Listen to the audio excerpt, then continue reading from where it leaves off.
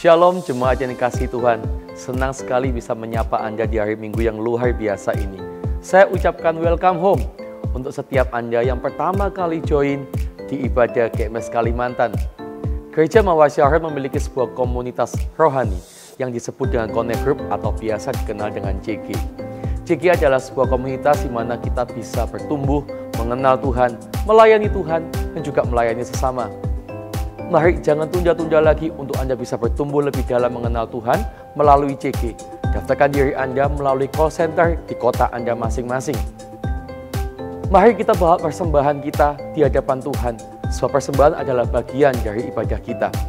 Anda bisa memberikan persembahan di ibadah ini melalui transfer ke nomor rekening sesuai dengan gereja lokal di mana Anda digembalakan. Permohonan doa dapat Anda tuliskan di kolom komen. Tim doa kami akan mendoakan Anda.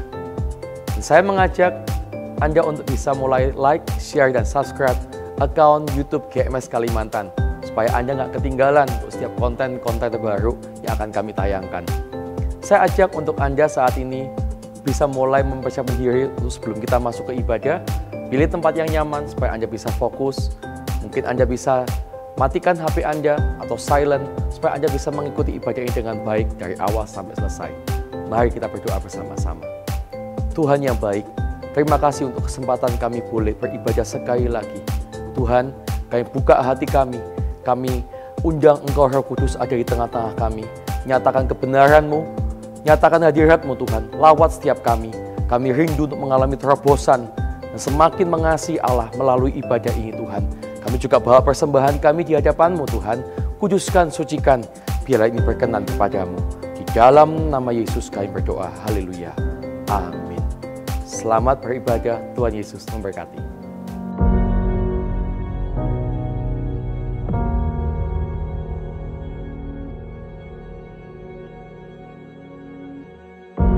Orang yang suka memuji akan kuat roh doanya.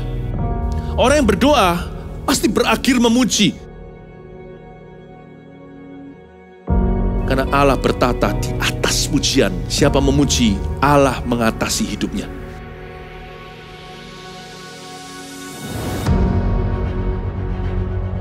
The Year of Praise, tahun pujian menjadi sebuah petualangan yang tiada dua.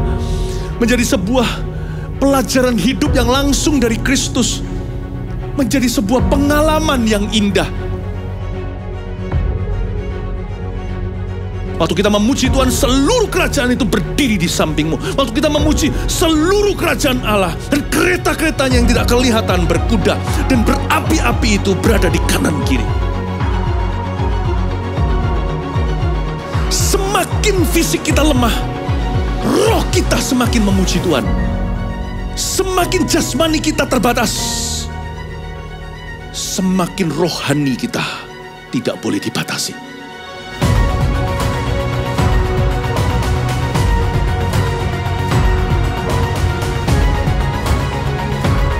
Welcome to the Year of Praise and Provision.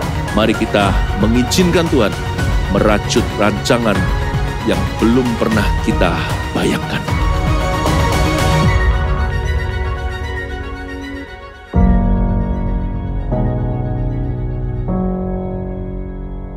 Shalom jemaat Tuhan, berikan sorak-sorai paling meriah bagi Allah kita. Haleluya. Mari bertepuk tangan bersama-sama, go.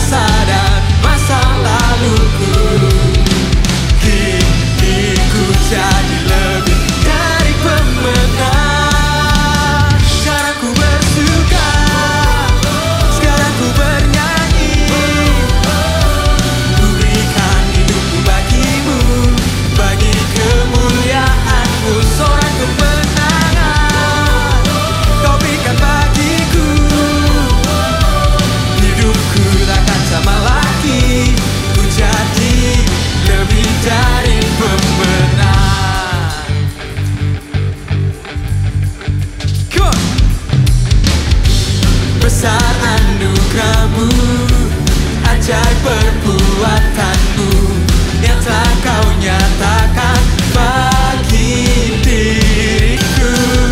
Ku kagum akan-Mu, akan kebaikan-Mu. Hidup baru Kau beri. Mari angkat tanganmu sama-sama.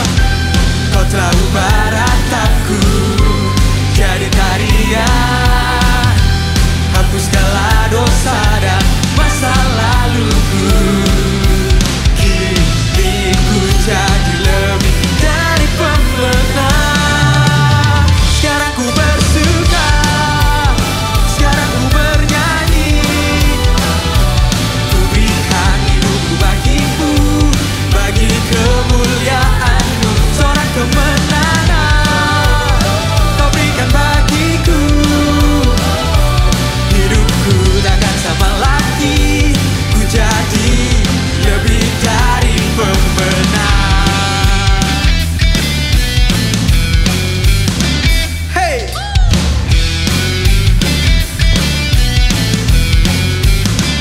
Hey!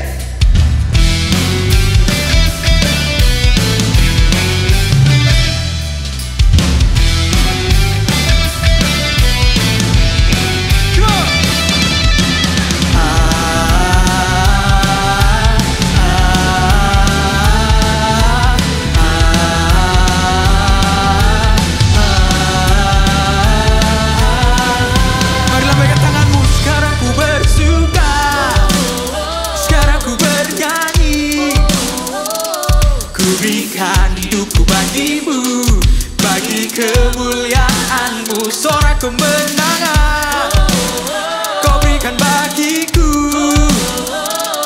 Hidupku takkan sama lagi, ku jadi lebih dari pemenang. Sekarang ku bersuka, sekarang ku bernyanyi. Ku berikan hidupku bagimu, bagi kemuliaan-Mu. Sorak kemenangan Kau berikan bagiku. Hidupku takkan sama lagi, ku jadi lebih dari pemenang. Oh, oh, oh.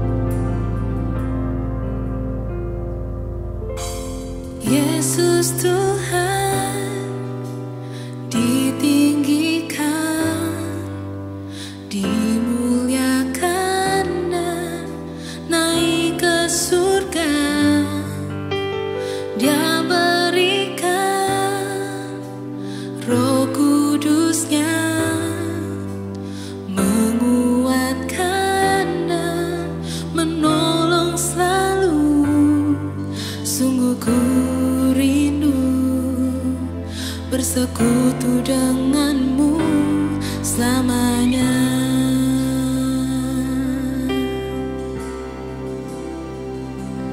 Allah Roh Kudus, jamah hatiku dengan urapanmu, rindu selalu dekat denganmu, tinggal di hadiratmu.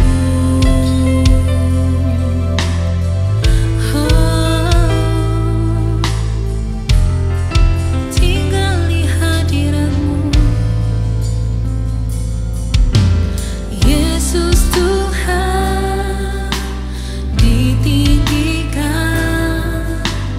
dimuliakan dan naik ke surga. Dia berikan Roh Kudusnya, menguatkan dan menolong selalu. Sungguh ku rindu bersekutu denganmu selamanya.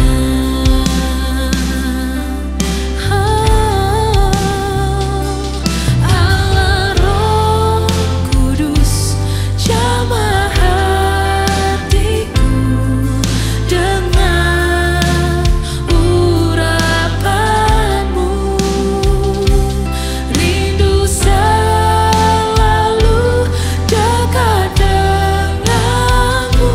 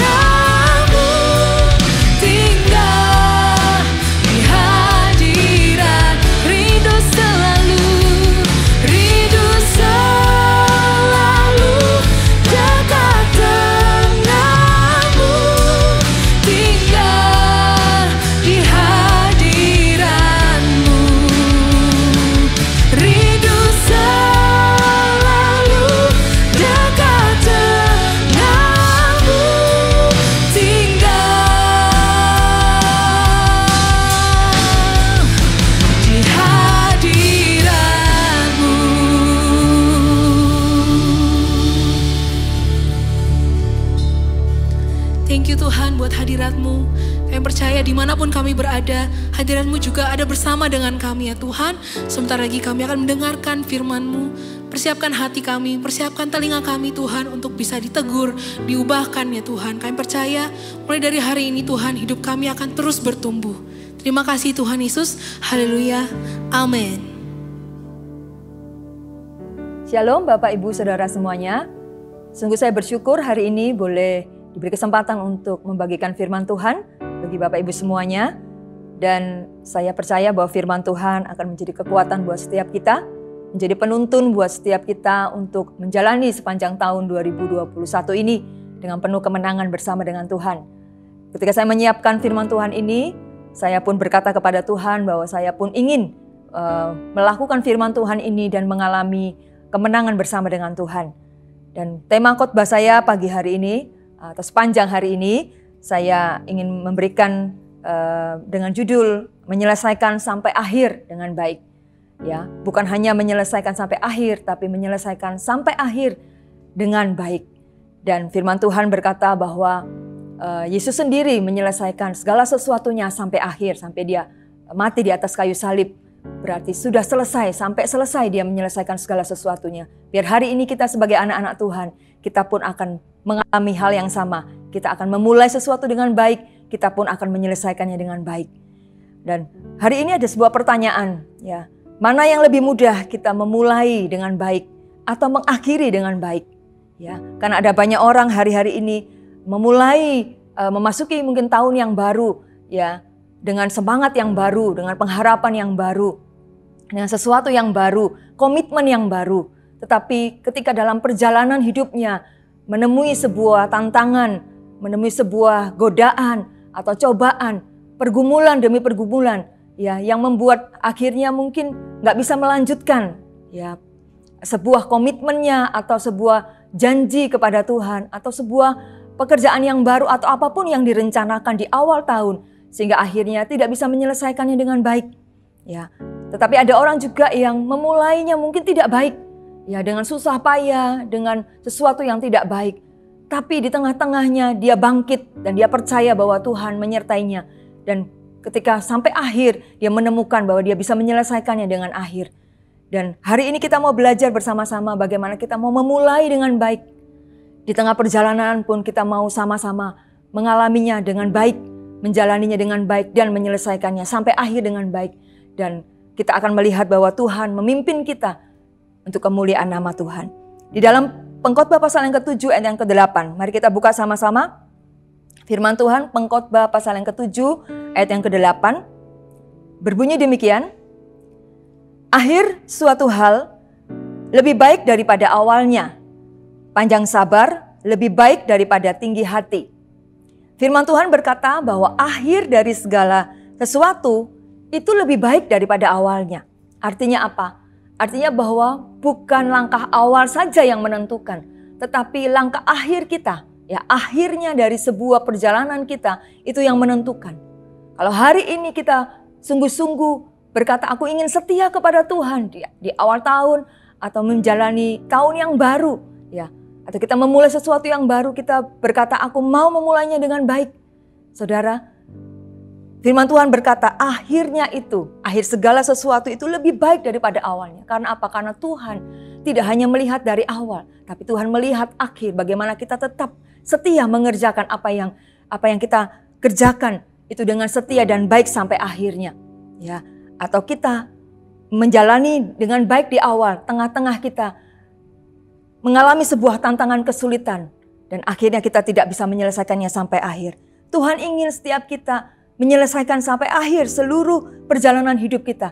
Ya, juga khususnya perjalanan iman kita. Tuhan ingin kita tetap setia pada awal, pada pertengahan sampai akhirnya di kehidupan kita. Tuhan ingin kita tetap setia, ya, melakukan apa yang menjadi kehendak Tuhan dalam kehidupan kita.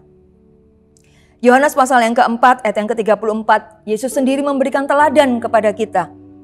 Yesus berkata kepada mereka, makananku ialah melakukan kehendak Dia yang mengutus aku dan menyelesaikannya.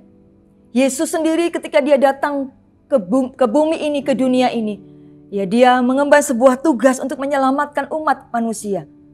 Ketika dia ada di dunia ini dia berkata, aku menyelesaikannya. Artinya bahwa Tuhan ketika dia menghadapi tantangan di perjalanan hidupnya sebagai manusia di muka bumi ini, ya, Tuhan tidak pernah lupa bahwa ada sebuah komitmen bahwa dia ingin menyelamatkan setiap umat manusia karena dia begitu mengasihi kita semua. Dan Tuhan menyelesaikannya sampai akhir. Sampai hari ini kita boleh mengalami hidup yang kekal. Ya, kita bayangkan ketika Yesus tidak mau menyelesaikannya sampai akhir. Ketika mungkin dia berbalik, ketika melihat umat manusia begitu berdosa, Yesus bisa saja berkata kepada Bapa, ya, dosa manusia begitu banyak, ya, biarkan mereka semua masuk ke dalam dosa, ke dalam api neraka, dan biarkan mereka semuanya tidak mengalami hidup yang kekal. Hari ini kita semua tidak pernah diselamatkan, tapi karena ada Yesus Kristus, Sang Teladan yang memberikan kita sebuah contoh, sebuah teladan, ya, di mana Yesus sendiri menyelesaikan sampai akhir seluruh perjalanan hidupnya. Sehingga hari ini setiap kita yang percaya kepadanya beroleh hidup yang kekal. Hari ini Tuhan ingin setiap kita, mari bersama-sama. Ketika kita memulai sesuatu dengan baik bersama dengan Tuhan, mari kita mengakhirinya juga dengan baik bersama dengan Tuhan. Di tengah-tengah perjalanan saya tahu ada tantangan, ada pergumulan. Tapi percayalah bahwa Tuhan pun bersama dengan kita. Di lembah maut sekalipun, di dalam kita menghadapi tantangan pergumulan apapun, ya, di tahun 2021 ini bukan tahun yang mudah. Kita juga tidak tahu apa yang akan terjadi nanti. Tapi satu hal saya percaya, bahwa ketika kita bersama dengan Tuhan dan Tuhan bersama dengan kita, maka kemenangan pasti menjadi milik kita semua, orang-orang yang percaya kepadanya. Di dalam 1 Korintus pasal yang ke-9 ayat yang ke-24, ya, kehidupan kita ini digambarkan sebagai seorang yang sedang bertanding dalam sebuah gelanggang pertandingan atau perlombaan. Kita baca sama-sama di dalam 1 Korintus pasal yang ke-9 ayat yang ke-24.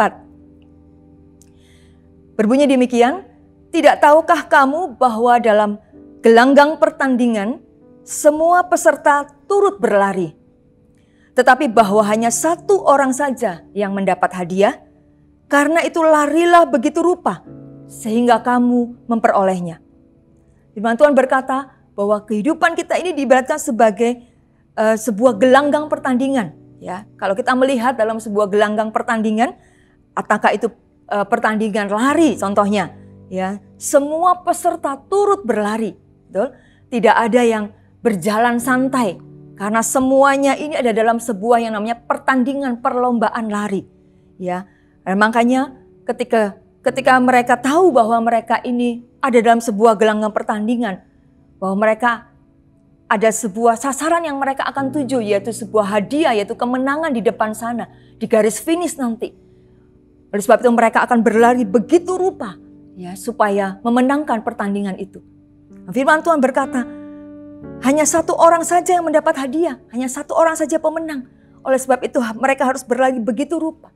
Demikian kita hari ini anak-anak Tuhan. Hari ini hidup kita dalam sebuah pertandingan, ya, bahwa setiap orang harus berlari sedemikian rupa dalam pertandingan imannya. Tidak boleh ketinggalan, karena apa? Ketika kita berlari santai, hidup kita biasa-biasa. Maka yang menguasai kita bukanlah rencana Allah yang sempurna lagi. Tetapi iblis mulai menguasai kita dengan intimidasi, dengan rancangan-rancangannya yang keluar dari rencana Tuhan. Untuk itu kita perlu diingatkan oleh firman Tuhan ini, bahwa setiap kita harus lari sedemikian rupa. Bapak Ibu Saudara, ketika kita tahu bahwa kita melihat sebuah pertandingan, ya, tentunya ada garis startnya, ya, ada garis mulainya. Ketika semua peserta itu siap-siap bertanding, berlari, ya, tentunya mereka mempersiapkan diri sedemikian rupa. Ya, mereka sudah penuh dengan semangat. Ya, mereka sebelumnya sudah latihan terlebih dahulu. Ya, mereka sudah mempersiapkan diri sebaik-baiknya. Sehingga ketika mereka berlari, mereka memiliki stamina yang kuat. Mereka berlari dari kilometer yang pertama, kedua, ketiga, sampai pada garis akhir. Ya, mereka harus tetap memiliki kekuatan yang sama. Mereka akan menyelesaikannya sampai akhir. Ya. Tetapi ketika saya membayangkan setiap orang yang berlari, tentunya di tengah-tengah perjalanan pertandingan itu, tentu yang namanya kesulitan itu pasti terjadi. Ya. mungkin kakinya sakit, ya, mungkin lututnya sakit, ya, mungkin kakinya lecet dan sebagainya. Mungkin nafasnya tiba-tiba nggak kuat, ya, mungkin tiba-tiba badannya di tengah perjalanan merasa nggak enak dan sebagainya. Saudara, ini bisa terjadi dalam sebuah pertandingan. Untuk itu kita melihat dalam pertandingan itu ada yang kalah dan ada yang menang. Ya, tentunya yang kalah mungkin staminanya tidak sekuat yang menang. Ya, tiba-tiba mengalami yang namanya mungkin daya tahan tubuhnya mulai melemah sehingga dia tidak bisa melanjutkan pertandingan. Ya. Hal itu pasti terjadi. Sama seperti kita hari ini, kita pun dalam sebuah pertandingan iman. Saya percaya tadi saya sudah sampaikan. Di tengah-tengah kita memulai bersama dengan Tuhan ini, tentunya tidak semudah yang kita bayangkan. Memasuki bulan pertama di tahun 2021 Januari, Februari mungkin biasa, semuanya berjalan dengan luar biasa, ya. Semua berjalan dengan baik. Tetapi masuk bulan ketiga, keempat dan seterusnya kita nggak tahu apa yang terjadi mungkin. Ya, mungkin sesuatu yang kita nggak pernah bayangkan terjadi. Ya, sesuatu yang mungkin entah itu baik atau buruk. Kalau baik puji Tuhan, kalau buruk apakah itu sempat mengganggu iman kita sehingga kita mungkin hari ini mengalami sebuah pergumulan. Ya, kita mungkin berkata, apakah Tuhan tetap bersama dengan aku atau tidak? Saudara, kita harus menyadari bahwa satu hal, Tuhan tidak pernah meninggalkan kita. Untuk itu tetaplah kuat, ya. Jangan menyerah di tengah perjalanan, sebab perjalanan kita masih panjang. Perjalanan iman kita masih belum selesai. Sampai Tuhan Yesus datang untuk kedua kalinya menjemput kita sebagai gerejanya. Kita harus menjadi gereja yang didapati Tuhan, menjadi gereja yang sempurna, kudus dan tak bercacat, setia sampai akhir hidup kita. Untuk itu hari ini kita mau belajar 3 hal. Saya mau bagikan 3 hal. Apa yang harus kita lakukan supaya iman kita tetap kuat sampai kita bisa menyelesaikannya sampai akhir. Kita tahu kita nggak bisa tanpa Tuhan, kita perlu Tuhan. Ya, firman Tuhan hari ini biar menjadi kekuatan bagi setiap kita untuk kita bersama-sama menyelesaikan seluruh perjalanan iman kita bersama dengan Tuhan. Ya. Hal yang pertama, ya, saudara bisa mencatat dan saya berdoa supaya firman Tuhan yang disampaikan ini bukan hanya menjadi pengetahuan saja, tapi bersama-sama kita mau lakukan dalam kehidupan sehari-hari supaya kita bersama-sama boleh menyelesaikan sampai akhir dan kita mengalami kemenangan bersama dengan Tuhan. Hal yang pertama, ya, yang saya dapati ketika saya merenungkan firman Tuhan ini, bagaimana ya Tuhan supaya setiap kita, setiap anak-anak Tuhan bisa menyelesaikan sampai akhir. Tuhan berkata kepada saya yang pertama, mengandalkan Tuhan. Hal yang pertama yang harus kita lakukan adalah mengandalkan Tuhan di dalam seluruh aspek hidup kita. Ini hal yang penting yang harus selalu kita ingat dan selalu harus kita lakukan dalam kehidupan kita. Mari kita buka sama-sama di dalam Yakobus pasal yang keempat, ayat yang ke-13 sampai ayat yang ke-15. Yakobus pasal yang keempat, ayat yang ke-13 sampai ayat yang ke-15. Mari kita baca sama-sama firman Tuhan ini. Jadi sekarang hai kamu yang berkata, hari ini atau besok kami akan berangkat ke kota Anu. Dan di sana kami tinggal setahun dan berdagang serta mendapat untung. Sedang kamu tidak tahu apa yang akan terjadi besok. Apakah arti hidupmu? Hidupmu itu sama seperti uap yang sebentar saja kelihatan lalu lenyap. Sebenarnya kamu harus berkata, jika Tuhan menghendakinya, kami akan hidup dan berbuat ini dan itu. Sungguh firman Tuhan ini mengingatkan kepada saya dan hari ini saya juga bagikan kepada Bapak Ibu Saudara semuanya bahwa kita tidak bisa hidup tanpa Tuhan. Bahwa kita tidak mampu berbuat apapun yang kita rancangkan hari ini tanpa Tuhan.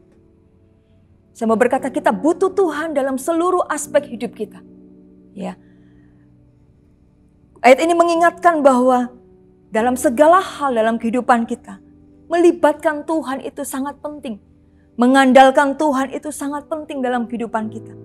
Karena orang-orang yang mengandalkan Tuhan adalah orang-orang yang terus penuh dengan pengharapan. Ya. Percaya kepada Tuhan bahwa Tuhan akan menuntun hidupnya, memberikan pertolongan di tengah-tengah tidak ada jalan. Bahwa Tuhan tidak pernah meninggalkannya. Orang-orang yang mengandalkan Tuhan adalah orang-orang yang percaya penuh kepada Tuhan. Orang yang mengandalkan Tuhan juga adalah orang yang sabar untuk menantikan waktunya Tuhan.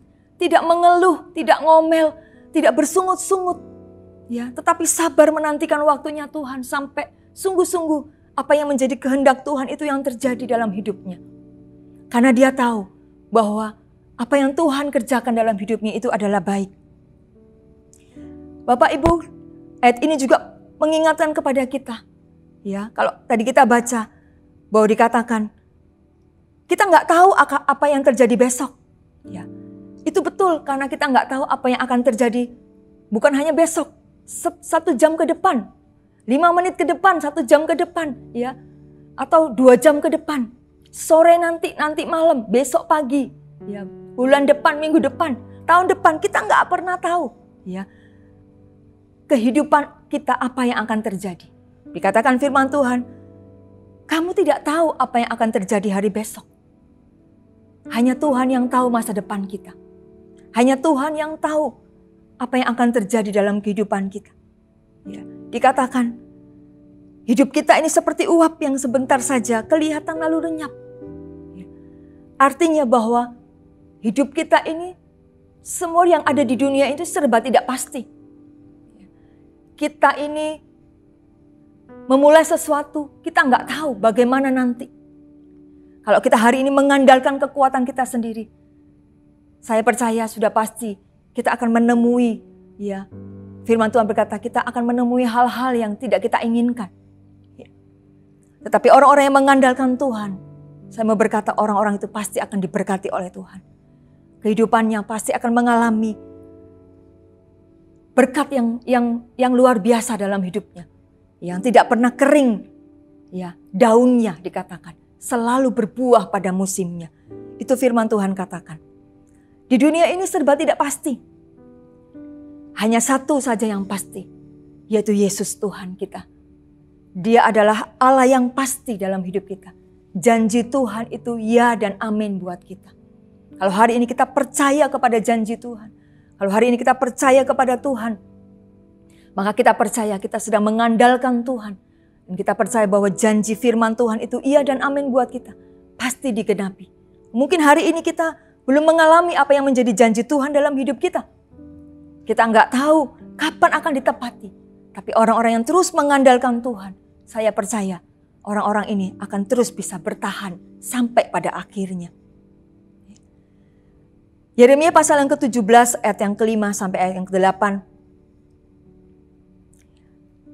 Yeremia 17 ayat yang ke-5 sampai yang ke-8. Nanti saudara bisa baca juga di rumah, ya. Ayat ini berkata bahwa terkutuklah orang yang mengandalkan manusia.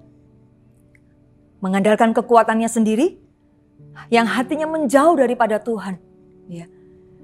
Tetapi diberkatilah orang yang mengandalkan Tuhan, yang hatinya mendekat kepada Tuhan, yang selalu percaya kepada Tuhan, ya.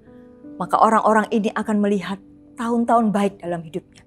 Atau kita baca sama-sama ya, Yeremia pasal yang ke-17, ayat yang ke-5 sampai ayat yang ke-8.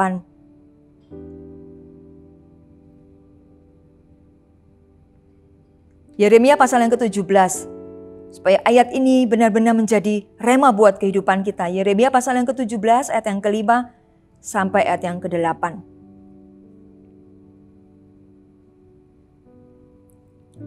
Beginilah firman Tuhan. Terkutuklah orang yang mengandalkan manusia, yang mengandalkan kekuatannya sendiri, dan yang hatinya menjauh daripada Tuhan. Ia akan seperti semak bulus di padang belantara. Ia tidak akan mengalami datangnya keadaan baik. Ia akan tinggal di tanah angus di padang gurun, di negeri padang asin yang tidak berpenduduk. Saudara, ini firman Tuhan yang berkata bahwa terkutuklah orang yang mengandalkan manusia. Jadi artinya saudara bahwa sungguh-sungguh ketika kita tidak mengandalkan Tuhan, kita sedang berada dalam situasi keadaan yang menakutkan dalam kehidupan kita. Ya. Orang-orang yang mengandalkan manusia, ya, tidak lagi mengandalkan Tuhan.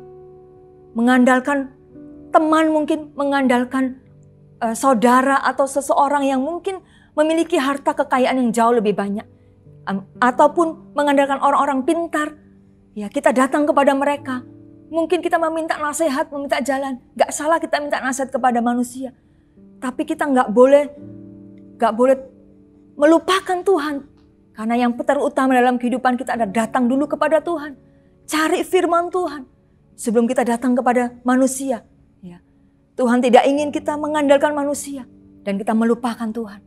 Ya. Kita datang mungkin kepada orang-orang pintar yang mungkin ada di Gunung Kawi atau di Gunung Gunduk dan sebagainya. Kita lebih mengandalkan hal-hal duniawi yang seperti itu. Ya, atau dikatakan mengandalkan kekuatan kita sendiri. Karena kita punya pengalaman di masa lalu. Ya mungkin waktu kemarin Tuhan tolong. Berarti Tuhan hari ini tolong tanpa kita mengandalkan Tuhan. Tanpa kita mau berdoa atau bertanya kepada Tuhan. Kita jalani bisnis kita. Kita jalani keluarga kita. Tanpa kita mau bersekutu kembali dengan Tuhan. Minta tuntunan Tuhan. Kita melupakan Tuhan. Kita berkata kita mampu kok, yang lalu saya bisa, hari ini kita bisa. Ya, saudara, atau yang hatinya menjauh daripada Tuhan. Ini yang lebih mengerikan. Saudara, hatinya menjauh daripada Tuhan. Artinya sudah tidak lagi mau dekat dengan Tuhan. Ya, hatinya sudah mulai jauh daripada Tuhan. Itulah awal kejatuhan dosa. Kejatuhan manusia jatuh dalam dosa. Ya, bukan karena waktu jatuhnya dalam dosa. Ya, manusia itu gelap hidupnya. Tapi hal yang pertama ini ketika hatinya mulai menjauh daripada Tuhan. Ketika sudah tidak lagi takut akan Tuhan. Ketika sudah tidak lagi bersekutu dengan Tuhan. Ketika sudah tidak lagi bersandar kepada Tuhan. Tidak lagi memiliki persekutuan yang intim dengan Tuhan. Tapi kehidupannya berjalan begitu saja. Kesibukan demi kesibukan terjadi. Tanpa membangun hubungan dengan Tuhan. Tiba-tiba dosa itu sudah mulai mengintip dalam kehidupan orang-orang yang mulai menjauh hatinya daripada Tuhan. Ya tiba-tiba orang tersebut jatuh dalam dosa. Tiba-tiba mendapati orang-orang yang menjauh daripada Tuhan tiba-tiba mendapati dirinya sudah tidak ada lagi dalam rencana Tuhan. Kok tiba-tiba mendapat dirinya sudah tidak ada dalam pelayanan. Mendapati dirinya tiba-tiba sudah tidak lagi sungguh-sungguh cinta akan Tuhan. Ya. Mulai kompromi dengan dosa. Saudara, dimulai dari hati yang menjauh daripada Tuhan. Hati yang tidak lagi mengandalkan Tuhan. Maka hal yang terjadi yang menakutkan, ayat yang ke-6 berkata, ia akan seperti semak bulus di padang belantara. Ia tidak akan mengalami datangnya keadaan baik. Wow, saudara, setiap kita ingin kehidupan kita mengalami keadaan yang baik tentunya. Tidak ada seorang pun yang ingin mengalami keadaan yang tidak baik. Tetapi dikatakan orang yang mengandalkan manusia, ia tidak akan mengalami datangnya keadaan baik. Ia akan tinggal di tanah angus di padang gurun, di negeri padang asin yang tidak berpenduduk. Artinya apa? Kehidupannya sangat tidak baik. Selalu mengalami hal-hal yang tidak baik dalam hidupnya. Ya, jalan buntu demi jalan buntu mungkin akan ditemuinya, karena sudah tidak lagi mengandalkan Tuhan. Oleh sebab itu Tuhan ingin setiap kita datang kepada Tuhan. Kalau hari ini kita menemui jalan buntu, mungkin hari ini kita mengalami sebuah kekeringan di dalam hati kita. Mungkin hari ini kita mengalami sebuah persoalan pergumulan, yang dicek terlebih dahulu bukan persoalannya, bukan sesuatu yang menimpa kita, tapi cek yang terutama. Apakah hari ini aku tetap mengandalkan Tuhan? Apakah hari ini hatiku tetap melekat kepada Tuhan? Apakah hari ini aku tetap mencintai Tuhan apapun yang aku alami? Saudara, tidak menjadi jaminan orang-orang yang dekat dengan Tuhan tidak mengalami masalah. Ya, tadi dikatakan kita ini dalam sebuah pertandingan. Setiap orang itu mengalami tantangan dan pergumulan yang pasti akan terjadi dalam hidupnya. Karena setiap orang yang bertanding dalam pertandingan lari pasti menemui kesulitan demi kesulitan waktu dia bertanding. Demikian kita juga. Orang yang melekat kepada Tuhan pun juga pasti akan mengalami badai tofan dalam hidupnya. Ya, buktinya ketika Yesus bersama dengan murid-muridnya di dalam perahu, ada Yesus di situ. Tetap ada angin tofan yang datang menerpa perahu murid-murid Yesus. Padahal ada Yesus di situ. Saudara, tidak menjadi jaminan hari ini kita juga yang sungguh-sungguh dengan Tuhan, kita tidak mengalami yang namanya badai hidup. Tapi satu ini yang menjadi bedanya.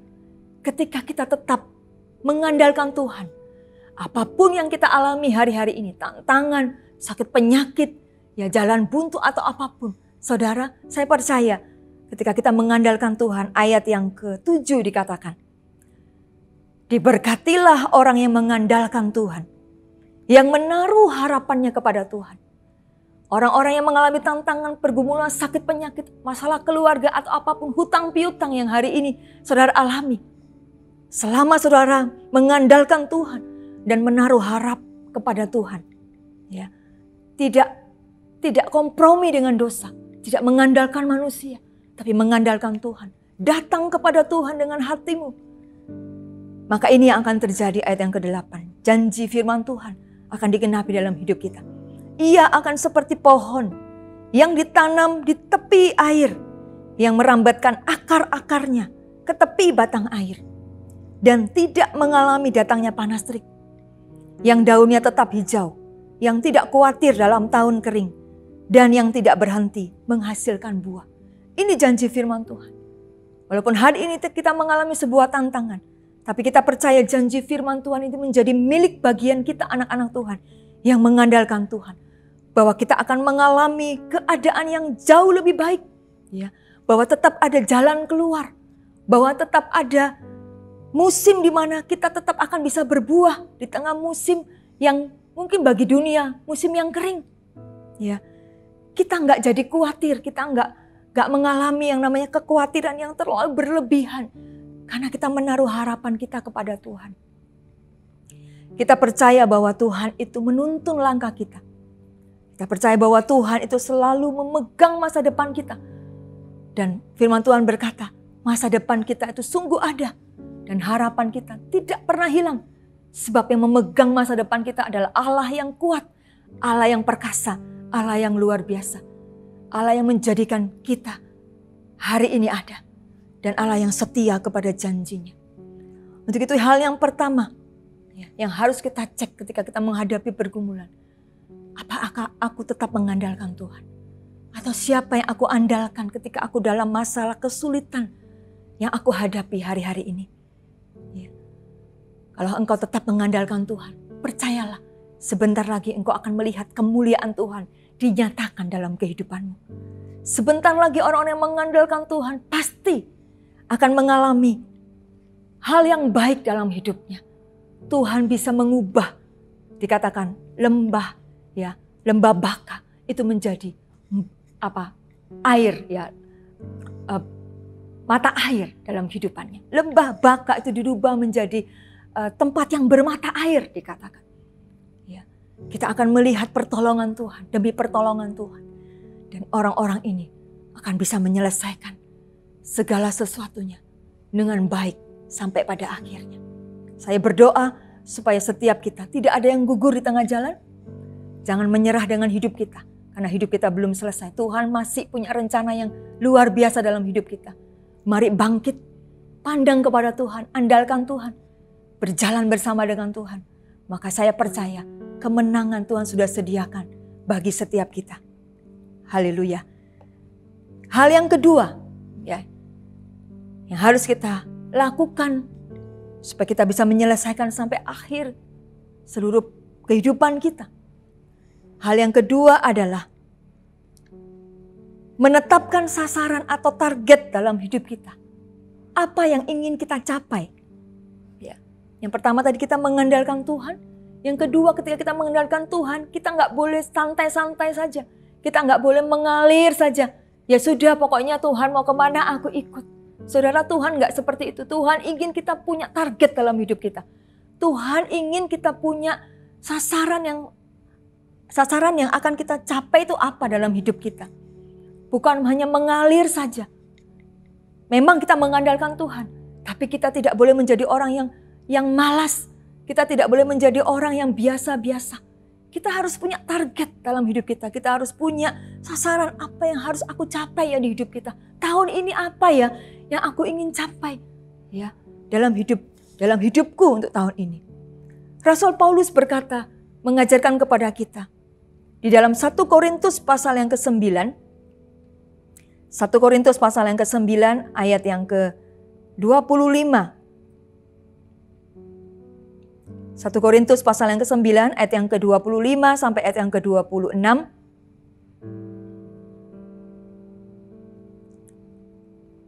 Kita baca sama-sama ayat ini. 1 Korintus 9 ayat yang ke-25 sampai yang ke-26 berkata, tiap-tiap orang yang turut mengambil bagian dalam pertandingan menguasai dirinya dalam segala hal. Mereka berbuat demikian untuk memperoleh suatu mahkota yang fana. Tetapi kita untuk memperoleh suatu mahkota yang abadi. Sebab itu aku tidak berlari tanpa tujuan. Dan aku bukan petinju yang sembarangan saja memukul. Ayat yang ke-27. Tetapi aku melatih tubuhku dan menguasai seluruhnya. Supaya sesudah memberitakan Injil kepada orang lain, jangan aku sendiri ditolak. Saudara, Rasul Paulus ini memberikan kita sebuah teladan, sebuah contoh, sebuah tuntunan kepada kita. Rasul Paulus sendiri dikatakan bahwa dia tidak berlari tanpa tujuan. Artinya dia punya target dalam hidupnya. Dia punya sasaran. Dia bukan seorang petinju yang sembarangan saja memukul. Artinya mengalir saja. Enggak. Ya, tetapi dikatakan aku melatih tubuhku dan menguasai seluruhnya. Ya, supaya ketika dia memberitakan Injil, setelahnya itu dia sendiri tidak ditolak. Ya. Ini penting Bapak Ibu Saudara. Menetapkan target sasaran dalam hidup kita itu berarti kita ini mempersiapkan diri kita. Ya, mendisiplin rohani kita. Ya, untuk kita ini bisa menyelesaikan sampai ke akhir apa yang akan kita capai. Ya. Menetapkan sasaran itu penting, target itu penting. Kenapa? Karena membuat kita ini terfokus kepada apa yang akan kita capai nantinya. Orang-orang yang menentukan sasaran itu memiliki sasaran di depan yang akan dia capai itu membuatnya bersemangat karena ada tujuan yang akan dicapai. Ya. Membuat dia bekerja dengan sungguh-sungguh. Membuat dia bekerja memberi yang terbaik untuk mencapai sebuah hal yang baik, mencapai hasil yang dia inginkan. Ya. Seperti Paulus berkata, aku melatih tubuhku. Paulus mendisiplin rohaninya, mendisiplin dirinya untuk hidup sungguh-sungguh, nggak sembarangan. Ya. Dan hari ini kita sebagai anak-anak Tuhan, sebelum kita punya target atau sasaran mungkin dalam keluarga kita, dalam bisnis kita, dalam pelayanan kita, atau apapun yang akan kita capai di sepanjang tahun ini. Hal yang pertama yang harus kita miliki target dalam hidup kita. Saya pun berkata sama Tuhan seperti ini. Sebelum aku punya target yang lainnya Tuhan, satu ini yang penting. Aku harus punya target untuk diriku sendiri. Aku harus memiliki sebuah target untuk pertumbuhan rohaniku sendiri. Karena pertumbuhan rohani itu bukan tanggung jawab orang lain. Bukan tanggung jawab pemimpin kita. Pertumbuhan rohani ini bukan target gembala kita. Pertumbuhan rohani itu bukan target orang tua kita yang hari ini mungkin engkau sebagai anak. Bukan target suami yang hari ini engkau sebagai istri. Ya, atau kebalikannya. Atau semua, ya, apapun jabatan kita. Hari ini setiap orang harus memiliki target dalam hidupnya. Aku harus bertumbuh secara rohani di dalam Tuhan. Ya. Ini hal yang penting. Target ini dulu yang harus kita capai. Setiap orang harus memiliki target pertumbuhan rohani. Bertumbuh secara rohani harus menjadi sebuah keputusan dalam hidup kita. Menjadi target dalam hidup kita.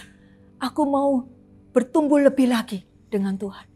Kalau di tahun yang lalu, tahun 2020, aku baca Alkitab saja aku nggak selesai.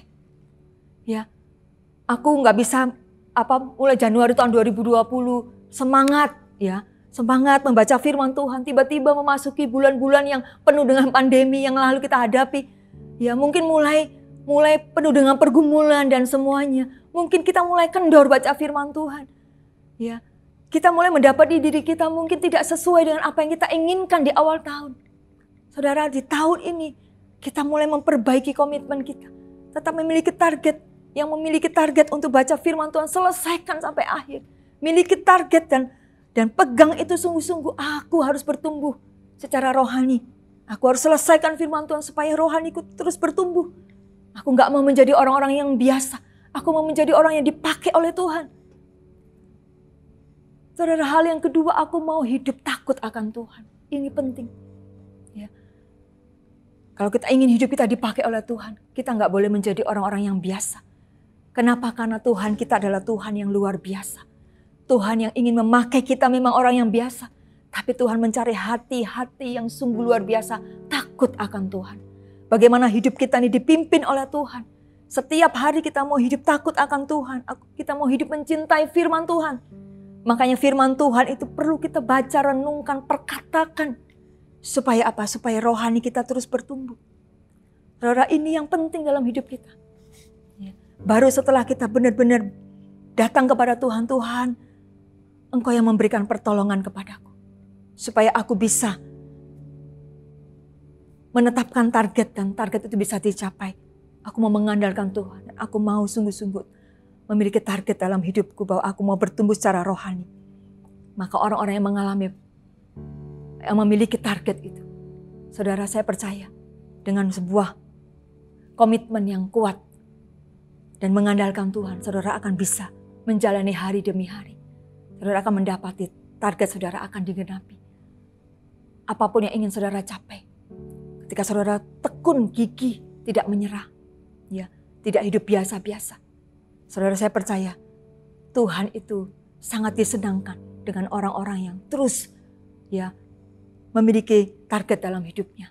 Karena Tuhan pun memiliki target dalam hidup kita, ya, yaitu supaya setiap kita orang-orang berdosa diselamatkan.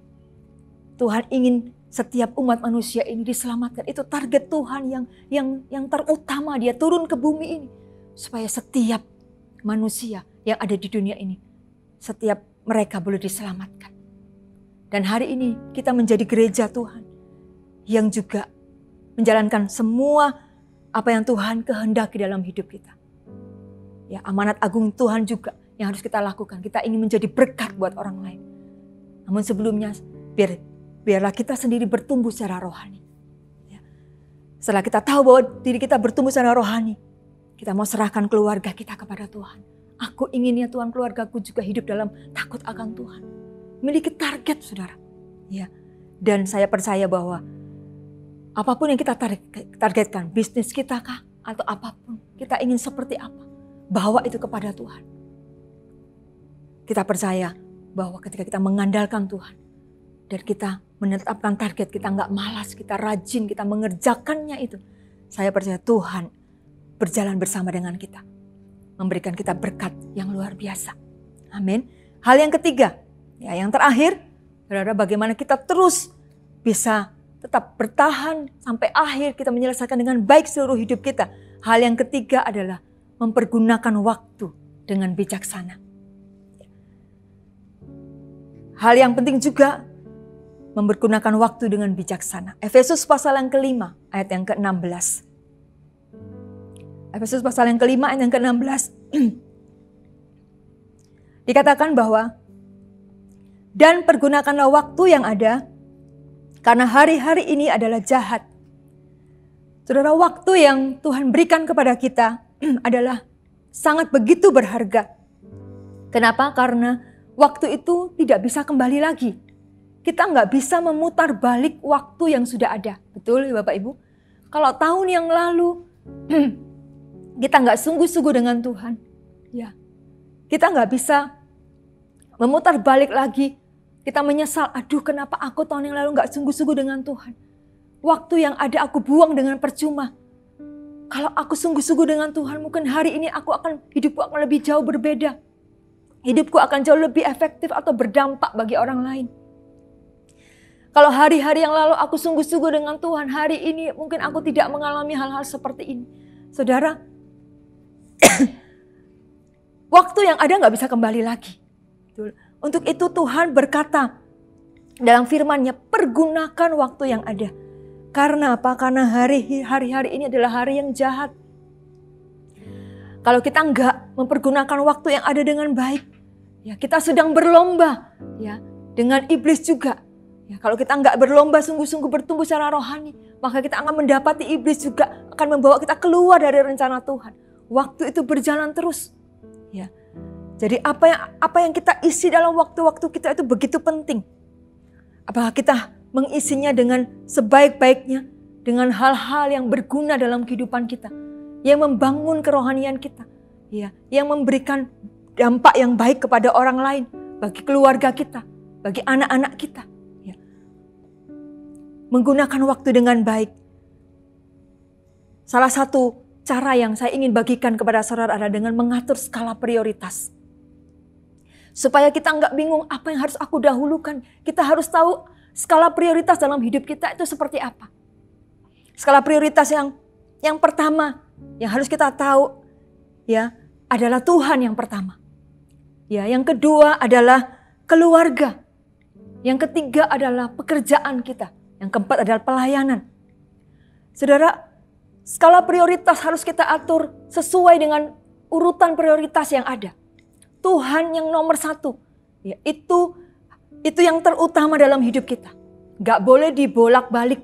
Pekerjaan kita lebih utama sehingga kita tidak lagi mengandalkan Tuhan seperti yang tadi saya sampaikan. Tuhan yang pertama yang terutama dalam hidup kita. Kita harus membangun hubungan kita dengan Tuhan. Kita harus mengandalkan Tuhan, bersekutu dengan Tuhan. Ya, secara pribadi. Ya. Kita harus memiliki hubungan yang intim dengan Tuhan. Pergunakan waktu saudara untuk bersekutu lebih banyak lagi di tahun ini. Mengalami hadirat Tuhan lebih lagi. Ya. Memuji dan menyembah Tuhan. Saudara mengalami kebaikan-kebaikan Tuhan lebih lagi. Dan yang kedua, saudara, hal yang penting yang menjadi prioritas setelah Tuhan adalah keluarga kita. Gak boleh dibalik keluarga dengan pelayanan. Ya, pelayanan kita luar biasa, tapi keluarga kita berantakan. Ya, ada seorang suami yang pelayanan terus atau seorang istri yang pelayanan terus, tapi di rumahnya anak-anaknya tidak terurus dengan baik. Ya, seorang suami pelayanan terus, ya, di rumahnya bertengkar terus dengan istrinya. Hidup keluarganya tidak harmonis, tidak bahagia. Ya, istri yang pelayanan terus di rumahnya nggak diurus. Ya, anak-anaknya terlantar, mungkin nggak dimasakin, mungkin tidak mengatur dengan baik rumah tangganya. Atau sebaliknya. Saudara, saya berkata tidak salah kita melayani Tuhan, itu baik. Tapi satu hal ini nggak boleh terbalik prioritas ini. Keluarga adalah nomor 2. Yang pertama Tuhan secara pribadi hubungan kita dengan Tuhan. Yang kedua adalah keluarga. Keluarga itu menjadi prioritas dalam kehidupan kita yang kedua. Ya.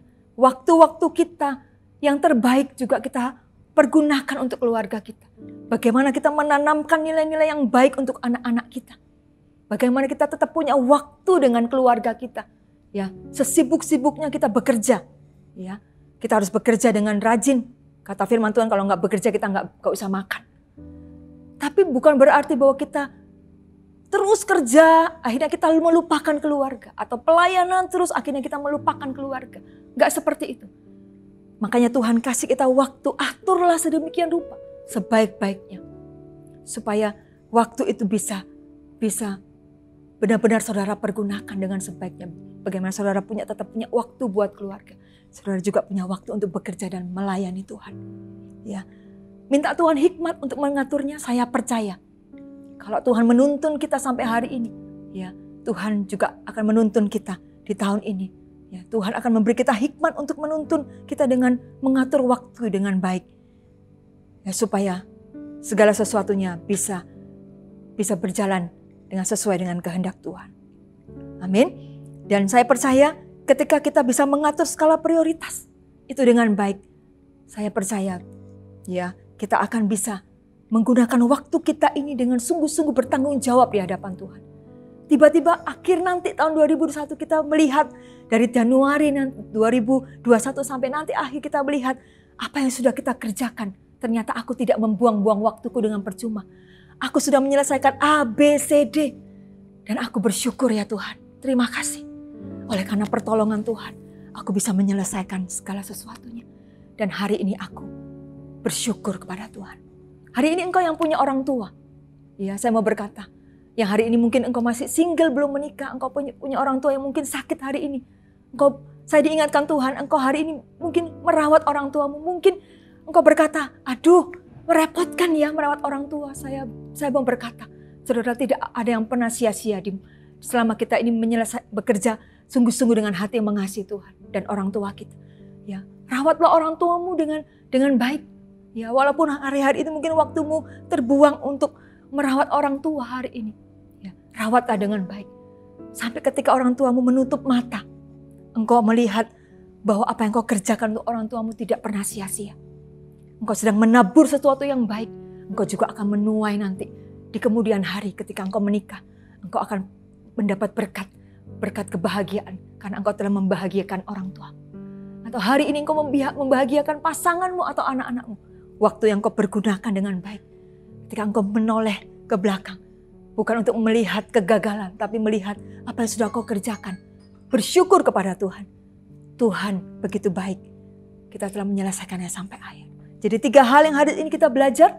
Bagaimana setiap kita, Tuhan rindu untuk setiap kita.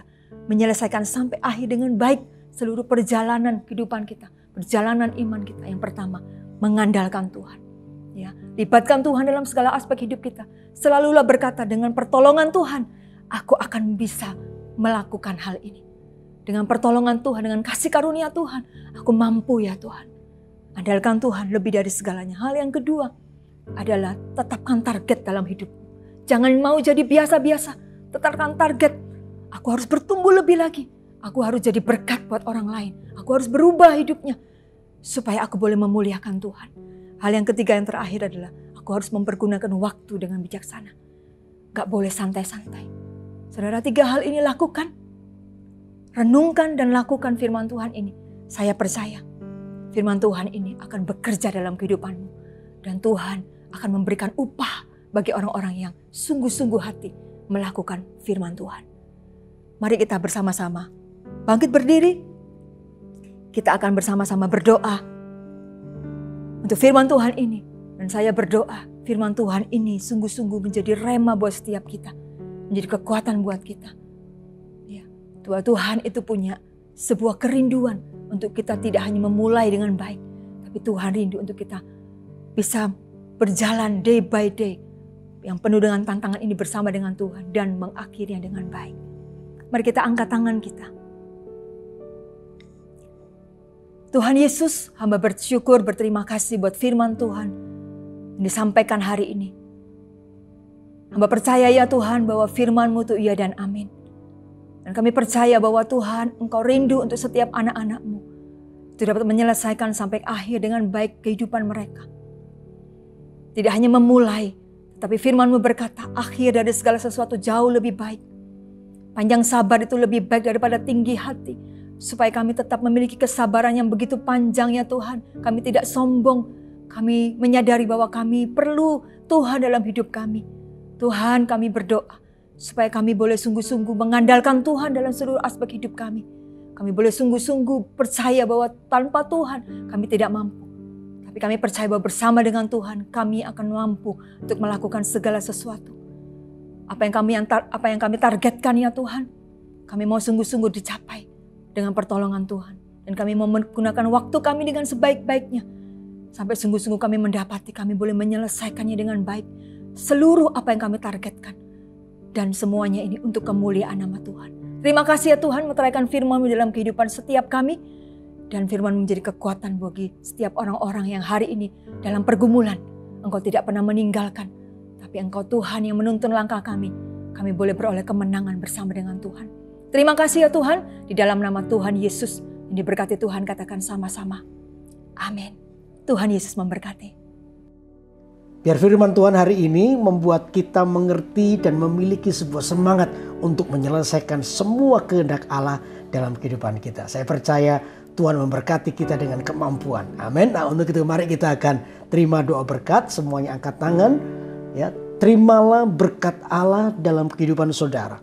Yang membawa pada kemenangan dan setiap orang mengambil keputusan tidak menyerah di tengah jalan tapi menyelesaikan sampai akhir kehidupannya di dalam kehendak Tuhan sehingga kita menjadi orang yang bersukacita bersama dengan Tuhan. Karena itu terimalah berkat Allah dalam kehidupan saudara, dalam segala hal diberkatilah kehidupan saudara mulai hari ini sampai selama-lamanya. Di dalam nama Yesus yang percaya diberkati oleh Tuhan, katakan sama-sama amin.